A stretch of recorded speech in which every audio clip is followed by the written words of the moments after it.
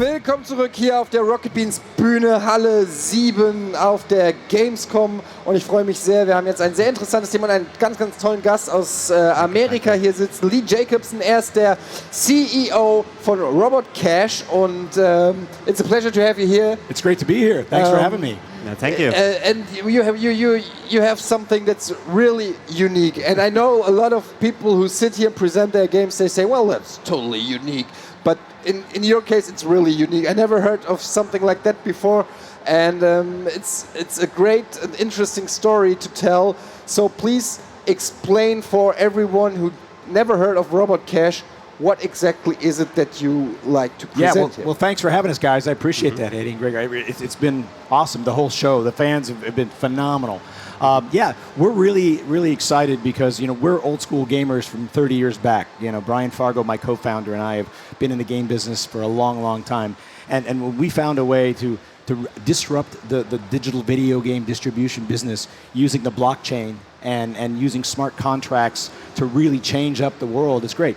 And basically, Robot Cash is the world's first video game marketplace that allows you to resell your digital game when you're done playing, ever. So it sounds like such an obvious thing to do, but no one has done it before. And I think that's on part because you needed the right technology, which is the blockchain. Right. I don't know how familiar everyone is here with the blockchain.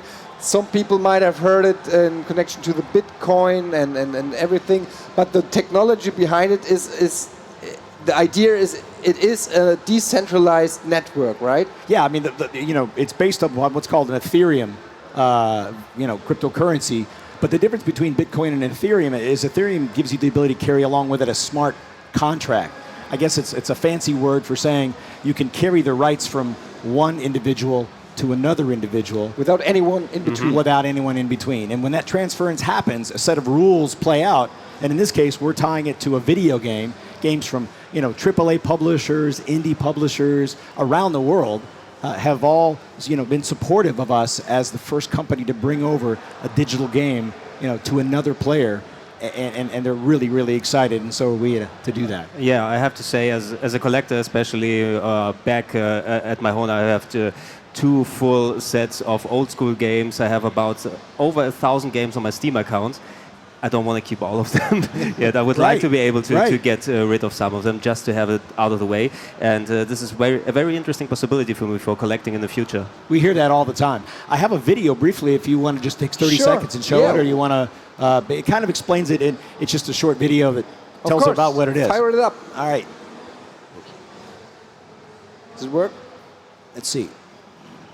I gotta get a flat surface here. There we go. Sell your digital PC game. It's easier than teleporting. Robot Cash lets you buy and resell digital games and even earn free ones. It's a digital exchange secured by blockchain encryption. Password. Bleep bloop bop. I just made 25% back in tokens on my digital game sale. I make money moves. Come back here, cat burglar. Now you can cash in your earnings to play even more games. Ta-da! Robot Cash can also mine game tokens using your computer's processing power while you sleep. I assure you, it's science non-fiction. Hey, has anyone seen a cat? Goodbye, organisms. Robot Cash. Play, mine, sell. Robot out.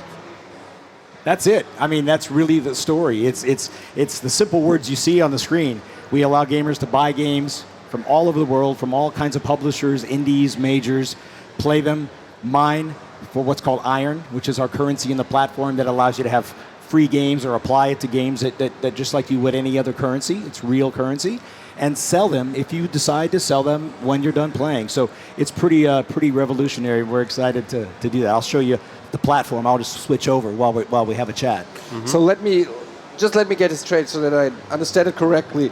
Oops. So the volume might want to turn. Oh, they can. Yeah. Can we? We can. I make the. Oh, what did I do? It's a good trailer. I just turned the music a little bit down. But this, which we see right now, will be your storefront. Yeah. So, yeah. Scroll up right there. There you go. Right up. Right there. Yeah, All right. so it's basically, one of the things that we really talked about with the platform was, the world is so used to instant gratification, right? We have Twitch, we have, Netflix and Amazon Prime Video. People are used to quickly getting the content that they want. And one of the things I think is really interesting, the way we built it the way we did is, sometimes you look at content that you get shown because it's great content, but you didn't even know you liked it. But if you're automatically just jumping into the content right away, then you may see something that you normally wouldn't surf or around or choose or play around with, all because you didn't get a chance to see it. So one of the reasons we really, really felt strongly, about the way we designed this is we want people to browse and search content really, really quickly and easily, just like you would on a TV platform, right? We have all the categories, right? Simulation, action, role-playing, strategy, indie categories. We're going to rotate games in and out that we promote. We're going to have things like Free Game Friday at the top, where you can, indies can promote their games and gamers can see that and download free copies to help get the virality going of the platform. It works great on mobile, so you can quickly surf. We found that a lot of people really, really surf on their mobile when they're on the train or when they're doing something, but they may go back and just buy it when they want to play the PC game. So we really felt strongly to bring a new UI to the whole storefront. So you have your own currency on that platform, basically. You have like the tokens, which we talk in a minute about it. We have some here that we will give out to you guys, and which are worth, I think, 50 euros. I think this one's a €5. Oh, that was 15. 15, yeah. So you can mine them. That's what the trailer said. Could you explain and elaborate on that part? Yeah, so one of the big tenets of the platform, besides obviously selling your digital game, is the ability to go out and you'll see in the upper right-hand corner, we have our mascot. His name is RC. And what RC is doing right now is he's frantically and feverishly mining. When you log onto the platform, you can click him. He's turned off by default, so you have to opt in. We want to make sure we're transparent on the whole process for what your GPU is doing when you're not playing the game. So if you don't want to use that mining feature, you don't have to. You just leave. You use the storefront just like you would. But if you do, you can click RC. It'll pop up. It'll allow you to acknowledge you're going to start mining, and he'll start going away, right? And he'll do that for as long as you keep that going. And you'll see to the right of it, that ticker keeps counting up. And it'll do that in real time as long as you let the mining keep going. So what's really happening? Okay, what's happening is you're part of a large mining pool. You probably have heard about people that join mining pools and various things. Well, we've got our own, and it's, everybody that's connected to the platform can join in with their graphics card, whether it's a really high-end one or a low-end one, and participate in the mining pool. What we're really doing on the back end is mining whatever the most profitable currency is at that time. So there's a website called whattomine.com, right? And it can tell you what are all the most profitable things if you want to mine. We try to pick those for you, and we really wanted to make it simple for gamers, not to set up a mining pool, not to go set up a digital wallet address, not to do all those complex things. When we mine Ethereum, we convert it on the back end and put it, your portion into iron right on the platform. So we kind of want to take the friction and the frustration out of getting free games. So you literally could log on, create an account anytime you want, and just let RC mine without buying anything on the platform. And we hope you do, of course, buy platform. Yeah. But you could let him mine and just watch the iron go up over time. And then when it has enough for the game that you want to buy, you can apply it to the credit card or debit card purchase just like you would any storefront. Or if you have enough in your account, you could certainly apply the whole thing and get the game for free. People say, well, are they going to come to the platform? I always ask the question, do people like free money? Yeah. I think generally they do. Yeah, so, of course. From the other side, we've seen a couple of games already on the storefront. How receptive were the publishers with this new kind of model? What kind of games do we have here? What kind of games can we expect? Yeah, we're going to have every genre imaginable. The categories are everything you think of: action, RTSs, role-playing, shooters, casual. The publishing community has been terrific, I will tell you. We've already announced a bunch of publishers that are online, the ones you'd expect certainly in Europe, right? THQ Nordic, 505, Paradox, Deep Silver, Koch. I think that this is such a disruptive model that for them is something new. And we'll talk about what the new sale is versus a resale and how that works. But at the end of the day, it allows them to share in a much bigger opportunity than normally they would have gotten in a retail model, if you will. So you just mentioned it, so I want to ask right away. So how does the reselling work? That's another way to earn iron, right? Yeah, that's exactly right. Yeah. All right. So when you buy the game, you'll go online and you'll use a credit card or debit card or any other payment system that we bring onto the platform, right? PayPal, etc. But when you're done playing the game, you could literally go to your game library, which is the tab right there. It lists your games, and you basically have two buttons you can select. One is play, pretty obvious what that does. Yeah. The other is the word list. Yeah. And all you do is click the list button, and your game is now in the marketplace. We see it. Other, people in the organization will see it, and we'll know that game's available for sale. And as the marketplace grows over time, they'll sell quicker and quicker, obviously. But what happens is you have the choice of getting 25% back of that video game price. If it's 50 euros, you literally will get 25% back to your debit or credit card, or you can choose to take it in iron if you want to, because obviously if you're selling the game, it's going to be a small set of credit card fees or debit fees, whatever those are. Oh, you can choose what you can want? choose either cash or subject to obviously government any regulations, since we'll be in a ton of countries, right? But that's our intent, is to really allow gamers that choice to do one or the other.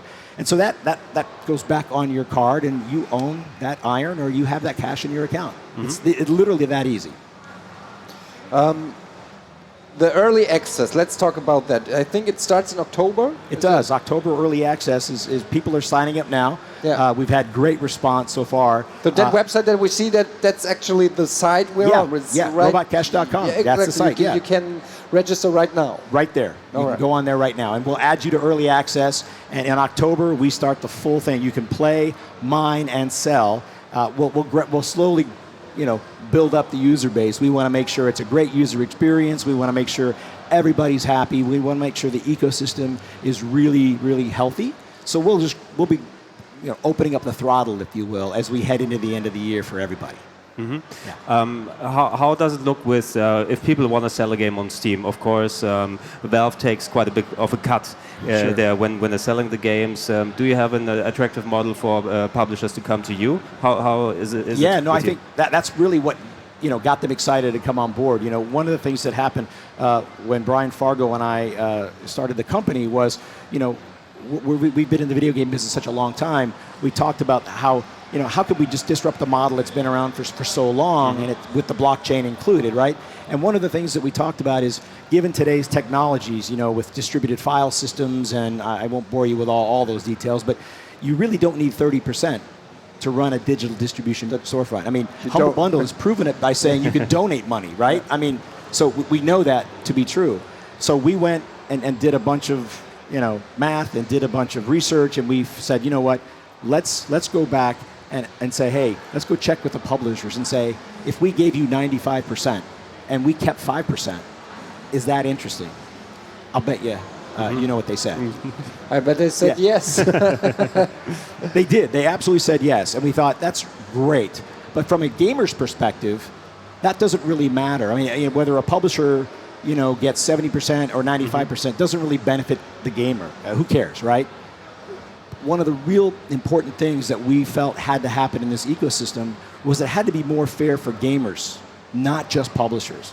We really wanted to bring the two together because sometimes there's a lot of friction between the two, right? Yeah. And so we said, hey, publishers, in addition to the new sale of 95%, you have to be willing to allow a secondary sale or take that right from that one gamer if he wants to lose that right or she wants to lose that right to another gamer.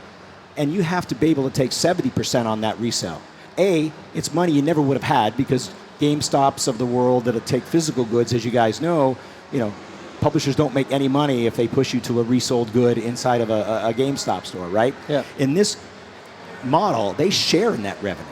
And they love that idea. So on a new sale, they get 95%, and on a secondary sale, they get 70%. Which is no less than what they're getting now. The big difference is the 25% goes to the gamer, which is awesome because you can't do it today, right? You can't do it on Steam, you can't do it on GOG, you can't do it anywhere, right? Yeah. And we think that's a great win because we believe that, rabid fans like we are will take that iron or that cash and we think they're going to play more games. we think it'll be healthier for the gaming ecosystem. We think publishers will take that additional revenue and make their games better. They'll make more games. They'll do things that are good for the users and their fans. And we think gamers can share in that, and unlock potentially a lot of money in their account long term if you have a lot of games. And to your point, right? You get a whole bunch of libraries. He will be very rich, or he would be very rich. I'm very poor. I would be very rich if I would get rid of all of it. Yeah. So how is this reselling pricing working? So if I so I understand, if I want to sell something, do I set the price for the game I want to sell? Great question. That is actually the crux of what we spent so much time. Remember, we started this a year ago. Yeah. And we went through so many conversations and so much, in let's call it lawyers. How about that, right? We went through a lot of this. And really, we came back with how do we make it the ecosystem not be what we call a race to the bottom? Meaning, if there's 50 games on there and I can change the price and set it lower, you're going to beat him and I'm going to beat you all the way down until I'm making $1. We're all losing. Right. And that model just doesn't work. And the publishers wouldn't give us their rights because why would they want to lose a digital sale when digital sales are on the rise, right? They'd never want that. So we finally came up with a solution, and it made so much sense. When you buy a game for €50 online, when you go to list that game and it's removed from your library, the person who just bought it also pays €50, but you got the 25% back of the €50. And the reason that's fair, two ways. One, the publisher doesn't have a race to the bottom, right? Because it's the same price. And the second is there's no such thing as a used digital game, right? We all know that ones and zeros don't get used, right? So there's no scratch on the game. There's no scratch on the disc, right? Yeah. And we just felt that was really a win-win. And so the trick is the publishers work with us to make sure that the price stays constant, including when sales go down and sales go. Everything is at equilibrium, right? Because it's fair to do it that way, and they don't miss out on what they normally would get on a new sale or a digital sale.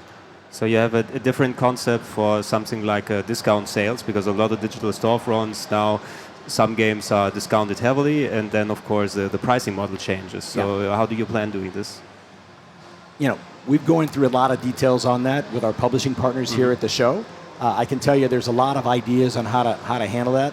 We're certainly not going to unveil them today, but I can tell you that is in deep discussions on how we're going to manage that. At the end of the day, whatever we do, I think it's absolutely going to be transparent and fair for the gamer. That's what we're always trying to keep in mind, which is why we're taking only 5%. We can't be greedy if we're always taking 5%, Tell us a little bit about the Founders Club. What is the Founders Club and how can I be part of it? Yeah, the Founders Club is great. So one of the things we really wanted to do was the people that love the idea, whether it's crypto or gaming and blockchain, and that there's a big audience that crossover between the two, right? Yeah. We hope we get a lot of fan support as we launch the platform. The Founders Club is a way they can get in early. We're going to have all kinds of benefits, rewards. You're going to get a Founders Club badge through the end of December. And it's not going to be offered after December, so it's over. But it's going to give you a lot of, shall we say, original founder swag and digital swag and cred within your platform, which has, the same thing you'd see on Steam, right? You're going to have your badges, you're going to have your credits, you're going to have your friends lists, you're going to have all the features that you're used to seeing. But no one's going to be able to get that Founders Club beyond 12/31 of this year. All right. So it's going to be really cool when they see that, 5-10 years from now. We also mentioned those pins. Those pins. Worth money. They're worth money. And so one for me, one for the other people. Yeah? You can get one. And you all could get one of these. Ihr könnt die alle kriegen. Und zwar liegen die bei uns am Merch-Stand. I think we have quite a lot of them on. I don't know if the 15 ones, though. I think the five tokens. But you can get them for free at our merch booth in the merch hall. So if you plan going there, then you can grab them. And you can use them to buy games on Robot Cash. Is that right? Did I say? Because you can scratch them, the code. You scratch it off on the back. You enter the code in on the website. It sets up your account, early access, and puts it in your account. So when we go live, it'll be in your account, just like that. Okay, so But that's just a pin. That's just a pin. all right. It's a super powerful pin. It's a magical pin. A future technology pin. That it is. It's a blockchain pin. It's a blockchain pin. All right. Just that I. But you can wear it also if you like. I'm calculating in my head how I'm gonna buy games in the future. I have to change it a bit up. I have to think. Yeah. What do you have? We hope so. How I buy games in the future. Otherwise, I won't have any cash left. Right, you unlock that cash. Absolutely. So, is there a schedule for you guys that when everything will be finally operational? Yeah, we'll use the whole Blizzard method when it's right. All right. I mean, we've got to have it right. This is too fundamentally. I like to say Pandora's box is going to be opened. I really do believe that once people realize that you can sell a digital good, right? A game, a movie, you can see where it goes beyond games, right, guys? It's got to be right. Period. End of story. So we'll do it in October, and certainly we'll roll into the end of the year and open the throttle up more. But certainly our intent is to have everything live. Let's target by the end of the year, but certainly it's got to be right first. All right. Okay, so my last question would be, because since I have you here, what's your take on the whole cryptocurrency and blockchain technology? Are you invested in it somehow? Are you, because I am. I put quite a lot of money on different cryptocurrencies. Well, it depends on when you got in, right? If you got into Bitcoin at $2, you're really happy. Well, I got in when he was like I think $3,300. Well, then you're still really happy. I'm still good, but I made some mistakes though. So I'm not. I didn't lose my money, but it was up very high in January. It was. And it isn't anymore. I can tell you that. It was. But I still believe in the technology. Yeah, besides from speculating on different tokens and stuff, I really believe in the blockchain technology. I think it's hugely fascinating, and the amount of stuff that you can actually do. That's why I invested in